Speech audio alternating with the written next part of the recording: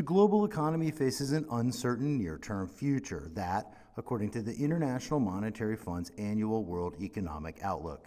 Serious financial stability-related downside risks have emerged.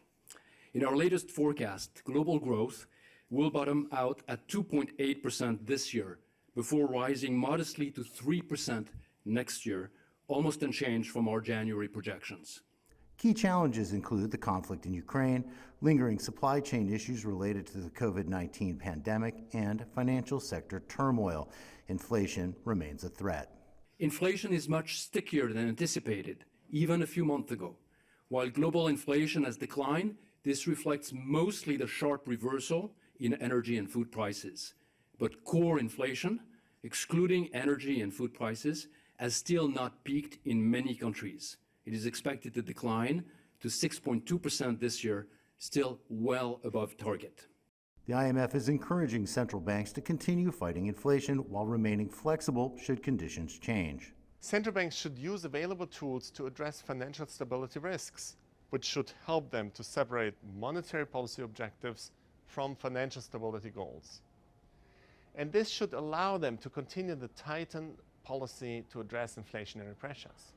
The U.S. economy is expected to grow at just 1.6% this year and 1.1% in 2024. Europe faces modest growth as the region deals with impacts from the conflict in Ukraine. China is a positive note in the economic outlook, with solid growth expected as the country reopens after lifting COVID restrictions. On China, we have, of course, this is one of the bright news for 2023. The rapid reopening of the economy is leading to a strong rebound.